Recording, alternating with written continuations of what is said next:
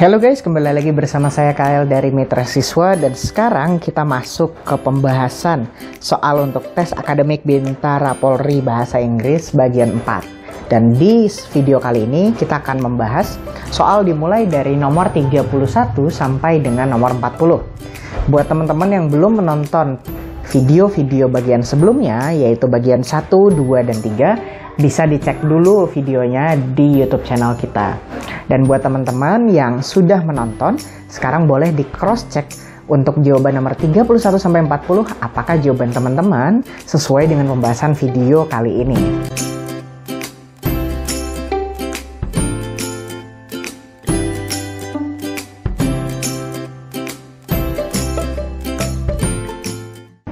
Sebelum melanjutkan, teman-teman bisa download soal latihan video ini di bagian deskripsi. Dan buat teman-teman yang memiliki laptop, akan lebih ideal untuk menonton video ini di laptop, karena kebetulan untuk pembahasan soal kali ini teksnya lumayan panjang, dan dikhawatirkan nanti teman-teman mungkin melihat teksnya terlalu kecil dan jadi tidak nyaman. Dan teman-teman disarankan untuk mengerjakan soal terlebih dahulu, lalu bisa melihat video ini untuk melihat pembahasan dan mengoreksi apakah jawaban teman-teman sudah sesuai atau belum. Nah, buat teman-teman yang belum menonton video-video sebelumnya, ada sebuah tips umum yang teman-teman harus selalu ingat, yaitu jangan lupa baca soalnya dulu kalau bisa, baru baca teksnya, supaya apa? Teman-teman bisa lebih menghemat waktu pada saat mengerjakan soal tersebut. Nah, what do the CCTV users get from installing CCTV at their residence? Nah, teman-teman boleh di-pause dulu videonya untuk dibaca teksnya terlebih dahulu, dan teman-teman bisa gunakan fitur Google Translate untuk mengetahui sebenarnya teks ini itu artinya apa. Nah, sekarang kita langsung saja. Jadi pertanyaannya adalah, apa sih yang kita dapat? Ya, apa yang pengguna CCTV dapatkan dari menginstal CCTV di rumah mereka atau di kediaman mereka. Nah, untuk soal nomor 31, kita lihat dari paragraf yang kedua dan ketiga.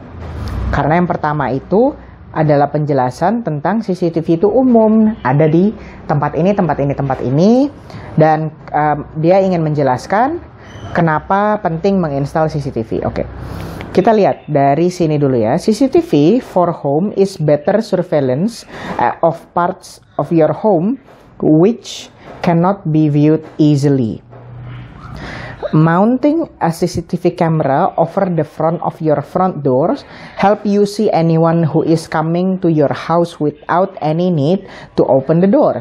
Jadi kalau kita taruh CCTV di depan pintu rumah kita atau yang menyorot ke pintu depan rumah kita bisa tahu, kita bisa lihat sebenarnya siapa yang datang ke depan rumah kita tanpa harus buka pintu.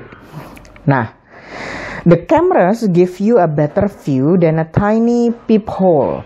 Jadi kan teman-teman tahu tuh kalau pintu-pintu hotel suka dikasih lubang kecil untuk kita ngintip siapa sih yang ada depan kamar kita. Nah, dia bilang di sini kameranya itu memberikan keuntungan yang atau view bisa dibilang sudut pandang atau pandangan yang lebih besar daripada si lubang intip tadi. Nah, terus habis itu it can also be set to scan the whole place for time to time. Bisa juga di-set untuk nge-scan seluruh tempat yang tercover itu dari waktu ke waktu. Another advantage is the ability to monitor what is happening at your home. Jadi keuntungan lainnya adalah ya untuk memonitor apa yang sedang terjadi di rumah kita. Nah, this is made possible by advanced CCTV system. Ini dimungkinkan dengan adanya sistem CCTV yang sudah advance. You can view the footage over the internet, and this can give you peace of mind even if you are far from home. Anda bisa menonton videonya via internet, dan ini bisa memberikan Anda peace of mind, ketenangan pikiran. Meskipun Anda jauh dari rumah, ya kayak kita bisa tenang gitu loh. Oh, di rumah kita nggak ada apa-apa kok, karena kita bisa tonton videonya sebenarnya apa yang lagi terjadi di rumah kita. Kecuali mungkin kalau ada maling dan lain sebagainya kita bisa ketahuan kan. Nah, jadi itu yang dimaksud memberikan kita ketenangan pikiran. Nah, CCTV can also be an excellent source of evidence. Bisa juga menjadi sumber bukti yang cukup bagus. When CCTV for a home installation is complete, the system records events as they happen. It is therefore possible to view a recording of everything that took place in the premise at a particular time. Jadi, sistemnya itu merecords event yang terjadi kan. Dan mungkin untuk nge-view recording si rekamannya ini, rekaman dari semua yang terjadi di sebuah tempat di suatu waktu. Jadi spesifik ya. Nah, if a thief broke into your house when you were away, the recordings can be instrumental in netting the thief and as evidence in a trial. Jadi intinya kalau rumah kita dijebol maling, ya ini bakal penting buat bukti dan untuk mencari tahu malingnya itu siapa. Alright. Jadi kita bisa coba cek. Apa sih yang kita dapatkan? A. They feel calm when leaving their house. Mereka tenang saat meninggalkan rumah. Iya betul kan? Karena memang kita bisa tahu apa yang terjadi di rumah kita.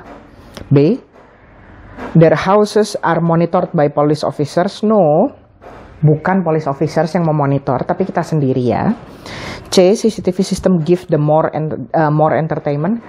Ini tidak menjelaskan adanya hiburan dari CCTV ya, tapi cuma recording aja. Berarti bukan C. D. They can monitor the situation in public place. Mereka bisa memonitor situasi di tempat umum. Sebenarnya bukan di public place, tapi di tempat yang memang ada CCTV-nya ya teman-teman. A. They have crime evidence occurred in their neighborhood. Mereka memiliki bukti kejahatan yang terjadi di perumahan mereka. Jadi, yang salah di sini adalah neighborhood. Neighborhood itu berarti bukan di rumah kita, tapi di perumahan kita. Jadi misalkan 2 rumah atau 3 rumah di sebelah saya kemalingan, nah itu masih masuk ke neighborhood saya. Karena itu rumah sekitar yang ada di dekat rumah saya. Jadi nggak cocok kalau kita jawab yang E, karena CCTV ini ya diinstalnya kan di rumah kan. Berarti ya yang kelihatan cuman event yang ada di rumah aja. Langsung saja berarti jawabannya yang A.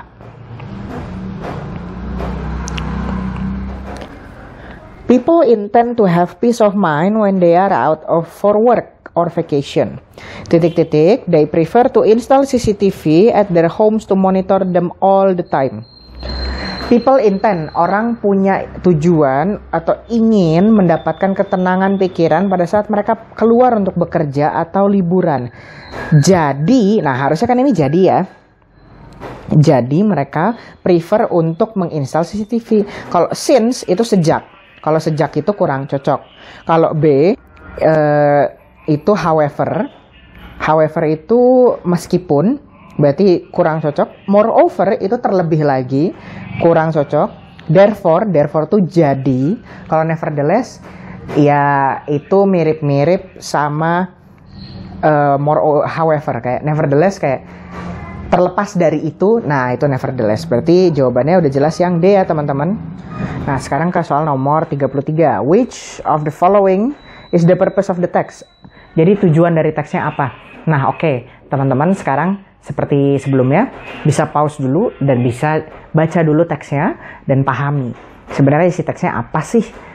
Supaya kita bisa lebih cepat dalam pembahasan soal kali ini. Nah, jadi kalau yang ditanya purpose, tujuan, kita cek karakteristiknya aja. Biasanya kalau dia ngasih tahu kayak ini kan dimulai dari Fort Van der Wijk is a fort located in Kebumen, Central Java, sebuah tempat. Ya, fort was built in the early. Nah, biasanya ini mau ngasih tahu nih, tempat ini itu tempat apa, kapan dibangunnya, terus ada kejadian apa di situ. Nah, biasanya kalau nggak to describe, to tell atau to explain atau apalah yang berkaitan dengan information tentang tempat ini. Kita lihat, this fort was built in the early 19th century around 1820. The Dutch colonial government decided to construct a system of fortress in that area to retain safety in the district of South Kedu. The name Van der Wijk, which is now located above the entrance, originates from a Dutch military figure that once was the commander of the fort. Van der Wijk had a good reputation because one of his actions was to silence the independence fighter of Aceh.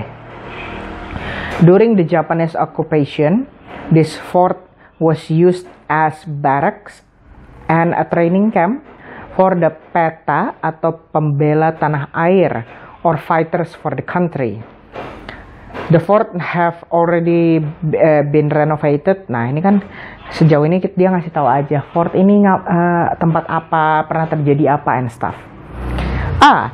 To describe, untuk mendeskripsikan. Bisa, karena ini memang deskripsi dari tempat Fort Van der Wijk kan. B. To present the characteristic of the fort. Nah, ini masuk ke jawaban A.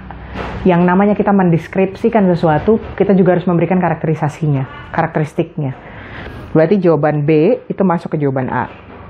To relate a person experience at a fort. Biasanya kalau untuk relate atau menghubungkan a person's experience, pengalaman dari seseorang terkait dengan tempat ini, biasanya tuh udah dikasih tahu saya siapa atau ada nama seseorang yang disebut di sini. Tapi bahkan setengah teksnya itu cuma ngasih tahu tentang Fort Van der Wijk. Jadi untuk teman-teman bisa skip jawaban yang C. D. To relate the history of Fort Van der Wijk. Ini relate ke history ini kan maksudnya menghubungkan sejarah. Sejarah apa? Tapi kita simpan dulu. A. To state a person's opinion about Fort Van der Wijk. Untuk memberitahu pendapat seseorang tentang Fort Van der Wijk. Nah, ini tidak menjelaskan adanya pendapat seseorang sejauh ini. Jadi kita cek dulu untuk jawaban relate the history ya. The fort have already been renovated. The size of the fort is just over 3,600 meter. And the color is red. This old fort is a quite remarkable building. The entrance gate is quite far from the gate of the fort. The tourist area has a mini train that brings visitors from the main entrance to the fort. There is also a large playground for children in the tourist area. The giant replica of a dinosaur just stands in front of the fort. Visitors can enjoy a round trip over the roof of the old structure by boarding on a mini train constructed on top of the fort. Inside the fort, visitors will see a number of pictures used as documentation to the original fort before the renovation. Military barracks, service posts, and rooms that were used for many different purposes can be viewed in a pretty nice and clean condition. Berarti tidak ada penjelasan tentang history event penting apapun ya selain tentang oke, ini pernah dipakai untuk barak latihan. Berarti jawabannya lebih cocok ke yang A. Next ke soal nomor 34. From the text we know that. Dari teks kita tahu apa? Nah, A. The entrance gate is close to the fort gate. Tidak, karena justru kebalik. B. Children are forbidden to enter the fort. Padahal tadi dijelasin ada playground. Ya, children in the playground for children in the tourist area. Berarti bukan. C. The fort was constructed after Independence Day. No. Kan ini pernah dipakai untuk training camp pembela tanah air. Jadi jelas ini sebelum ya. Kan dibilang during the Japanese occupation. Fortnya udah ada. Nah, berarti sebelum merdeka. Visitors boarded on a mini train to enjoy the fort. Benar kan? Tadi memang ada mini train yang dikatakan by boarding on a mini train constructed on the top of the fort, visitors can enjoy a round trip over the roof. Nah, jadi memang mereka kayak bisa menikmati fasilitas ini dengan naik mini train. A. The military barracks and service posts are the restricted areas.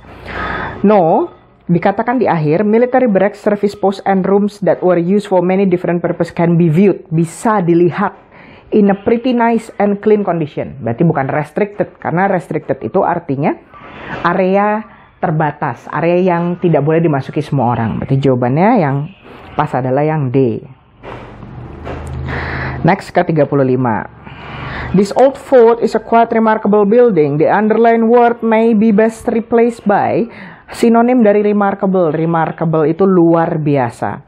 Berarti jawabannya sudah jelas adalah yang E. Karena simple artinya sederhana, unique artinya ya unik, peculiar artinya menarik perhatian. Kalau D, luxurious itu mewah, E, outstanding itu luar biasa. Berarti yang paling mirip dengan remarkable adalah yang E. Next, soal nomor 36. From the text, we can see that the writer ... about listening music through earbuds. Dari teks, kita bisa melihat bahwa si penulis itu pendapatnya apa sih tentang ...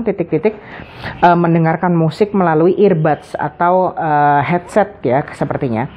Mari kita cek. Youngsters like hearing music. They often hear music through earbuds because they think that this device are light and portable. Ya kan? Headset itu memang light, ringan, dan portable, mudah dibawa. It also makes them stylish, yang membuat mereka keren. But listening music with earbuds has several significant drawbacks. Ada beberapa kerugian. First, earbuds have no sound isolation. This device sit right outside your ear canal, meaning they don't filter out external noise very well. Ya kan kalau kita pakai headset, dia tuh cuma nempel di bagian luar telinga aja. Artinya suara-suara dari luar itu masih bisa masuk atau masih bisa terdengar. If there's a lot of background noise, you may have difficulty hearing through your earbuds. Kalau misalkan banyak berisik di luar gitu, kadang kita tetap aja susah mendengarkan hal yang kita mau dengerin lewat headset atau earbuds, and you cannot enjoy your music well. Then you crank the volume higher to enjoy your music. Nah, pas berisik di luar, kan kita bakal naikin volumenya nih, volume headset kita. It actually contributes to hearing loss. Justru itu berkontribusi ke kehilangan pendengaran, dan ini bahaya guys. Second, listening music through earbuds are discomfort. Tidak nyaman. Discomfort kata dasarnya comfort atau nyaman. Nah, they are designed as a one size fit all solution. Kan kalau teman-teman beli headset Samsung, ada nggak sih ukuran M, S, L? Nggak ada kan? Itu satu headset untuk semua jenis kuping. Makanya dia bilang ini discomfort.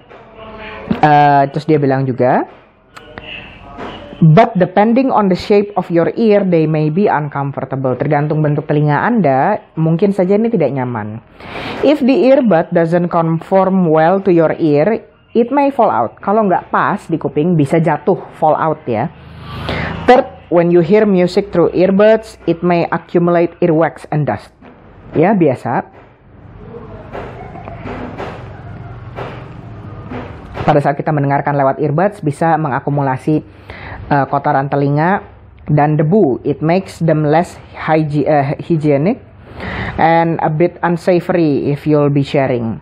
Ya, membuat mereka kurang bersih dan agak nggak nyaman kalau kita mau minjemin ini ke orang lain. Based on the above argument, berdasarkan argumen di atas, yaitu ada 3 argumen, I really recommend that you'd better not hear music through earbuds. Saya sangat merekomendasikan lebih baik tidak mendengarkan musik melalui earbuds untuk melindungi kesehatan, terutama pendengaran Anda.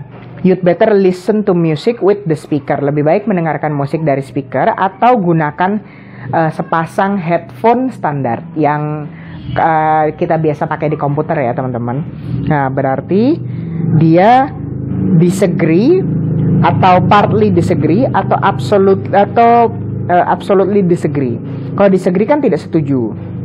Kalau partly disagree itu separuh tidak setuju. Ternyata yang disagree di sini cuma ada 2 teman-teman. Kan dia lebih fokus ke kekurangan kan. Dan kenapa jangan pakai ini? Dia ingin menjelaskan significant drawbacks-nya itu apa. Nah, berarti kita cek yang disagree. Kalau partly disagree, separuh setuju, artinya dia harus menjelaskan kenapa dia juga separuh setuju. Kalau kita separuh nggak setuju sama sesuatu, kan harusnya ada penjelasan juga dong. Kenapa kita setuju, kenapa kita nggak setuju. Nah, berarti langsung aja jawabannya yang disagree doang. Karena dia tidak menjelaskan kenapa menggunakan earbuds itu suatu hal yang baik. Nah, next ke nomor 37. Which of the following statement is the writer's argument about listening music through earbuds? Nah, yang mana nih statement yang benar terkait argumen si penulis terkait mendengarkan musik lewat earbuds? It is stylish. Memang dia sempat menyebutkan bahwa itu stylish, tapi kita coba cek yang lain. It is fit to ears. Fit to ears enggak ya, karena jelas dia bilang it may fall out depending on the shape of your ear. It is a good habit, jelas bukan, karena dia bahkan I really recommend that you'd better not hear music through earbuds. It is comfortable. Oh, jelas dia bilang they may be uncomfortable karena design as one size fits all. It cause hearing loss. Nah, either antara stylish atau hearing loss? Fokusnya kan kemana tadi? Hearing loss atau kehilangan pendengaran. Maka kita lebih baik untuk jawab yang E aja. Nah, soal nomor 38. Why is wearing earbuds not recommended to be sharing? Nah, tadi kan udah jelas tuh kalau kayak kita pakai kan lama-lama akumulasi kotoran telinga dan debu. Nah, itu nggak higienis dan nggak nyaman kalau kita mau berbagi. Ada nggak less higienik? Nah, ada nih jawabannya yang C. Kita bisa langsung aja ke jawaban C, teman-teman. Nah, kalau nggak yakin bisa cek jawaban A, B, D, dan E, tapi saya jamin A, B, D, dan E itu nggak cocok dengan jawabannya. Lanjut ke 39. Several youngsters still listen to music through earbuds, titik-titik. Beberapa youngster masih menggunakan atau masih mendengarkan musik melalui earbud, titik-titik. The design are not fit on their ears. Jadi, beberapa pemuda masih mendengarkan musik melalui earbud. Meskipun desainnya tidak fit ke telinga mereka. Cocok kan kalau kita pakai meskipun, karena tadi kan dia jelaskan memang ini nggak cocok ke semua telinga. So itu jadi nggak cocok dong kalau jadi. But itu tapi juga agak kurang pas. Kalau bisa kita pakainya meskipun ya. And dan apalagi nggak cocok banget. While itu selagi ya, berarti bukan. Although itu artinya walaupun. Nah, berarti langsung aja kita jawab yang E, teman-teman. Nah, soal nomor 40. Ada sebuah teks, again teman-teman bisa coba baca dulu biar kita bisa lebih cepat. Gunakan Google Translate untuk mendapatkan vocab-vocab yang baru teman-teman ketahui. What is the text about? Tentang apa sih teksnya? Nah, jadi ceritanya ini tentang Emily Dickinson, di mana dikatakan was a reclusive American poet. Poet itu ya intinya penulis puisi. She was born, dia lahir kapan? She was educated, nih kan? Dia itu edukasinya di mana? Dia lahirnya kapan? Terus the first volume of this work was published. Ini kayaknya karya pertamanya dipublish kapan? She died of kidney disease. Dia meninggal karena apa? Jelaskan ini biografi atau menjelaskan cerita tentang seseorang, yaitu Emily Dickinson was a reclusive American poet. Cek jawabannya. The life of a greatest poet. The influence of great poem. The best literary work of a poet. The success of American poets. The development of great poem. Ini perkembangan dari poem atau puisi yang bagus. Jelas bukan, karena ini tentang tokoh. The success of American poets. American poets berarti penulis puisi Amerika. Dan ini bukan penulis Amerika biasa, tapi ini merujuk ke satu orang. Berarti kurang pas. Kalau C, the best literary works of a poet, ini tidak hanya menjelaskan karya terbaik dari seorang penulis, tapi juga perjalanannya, kapan dia diedukasinya di mana, meninggalnya karena apa, berarti nggak cocok. Kalau the influence of a great poem, influence itu pengaruh dari poems ya, puisi yang bagus, itu juga kurang cocok karena meskipun ada penjelasan tentang ini, apabila ada penjelasan tentang ini di teks, tetap dia tidak representatif karena yang coba digambarkan itu adalah tentang biografi. Biografi itu apa? Perjalanan hidup kan. Nah, kita cek terakhir kan the life of a greatest poet. Kita cek dia sudah disebut sebagai reclusive American poet.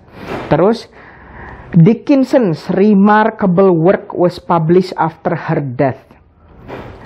Remarkable work, hasil kerja luar biasa dari Dickinson dipublikasi setelah dia meninggal. The strength of her literary voice as well as her reclusive and eccentric life contributes to the sense of Dickinson as an indelible American character. Nah, jadi pada akhirnya lebih cocok kita pilih jawaban yang A ya, karena memang digambarkan ada tendensi di mana teks berusaha menggambarkan bahwa Dickinson tuh memang orang yang hebat, memang dia adalah seorang penulis puisi yang luar biasa. Nah, untuk pembahasan soal kali ini kita cukup sampai sekian dulu. Kalau teman-teman belum menonton video-video pembahasan sebelumnya bisa ditonton bagian 1, 2, 3. Dan untuk yang ingin mendapatkan pembahasan lengkap sampai dengan nomor 50 bisa ditonton pembahasan bagian 5. Oke, seperti biasa kalau teman-teman merasa terbantu dengan video ini, teman-teman bisa bantu like, share, dan juga subscribe ke channel kita. Kalau begitu, see you on the next video. Mitra siswa Dare to Dream, Grab the Future.